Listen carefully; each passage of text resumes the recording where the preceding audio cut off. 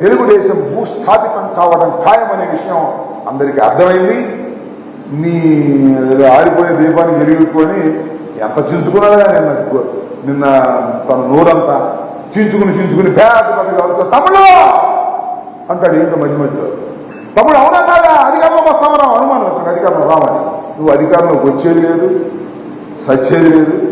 మా సిద్ధం సభలు చూస్తుంటేనే అర్థమవుతుంది రాష్ట్ర ప్రజలు ఎంత ప్రేమగా జగన్మోహన్ రెడ్డి గారిని మరొకసారి అధికారంలోకి తీసుకురావాలని తాపత్రయపడుతున్నారో నీకు అర్థమైంది. కానీ ఏదో మసిపూసి మారేడుగా చేసి నీ కేడర్ను మన్నించుకోవాలని ప్రయత్నం చేస్తున్నావు.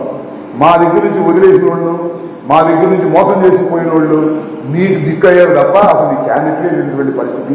చంద్రబాబు నాయుడు గారు గుర్తుపెట్టుకోండి, ఈ రాష్ట్రంలో మళ్ళా తిరిగి మీరు అధికారంలోకి రావడం అనేది జరగనటువంటి పని అని ఈ సందర్భంగా నేను చెప్తూ చాలా మాట్లాడుతున్నాడు. వైసీపీకి ఉన్న పల్నాళ్ళు ఎలా కాపాడుతాడో చూస్తా. ఏమో కాపాడు చేసుకొని మమ్మల్ని అధికారంలోకి వస్తే నువ్వు అధికారంలో రావు, అది వేరే విషయం. ఏదేదో పెద్ద భీకాలు పడిపోయేటువంటి పరిస్థితి ఆ పవన్ కళ్యాణ్కి నీకు పిచ్చెక్కినట్టుంది. ఏదో పదాల కోట్లాగా మాట్లాడుతూ ఉన్నారు.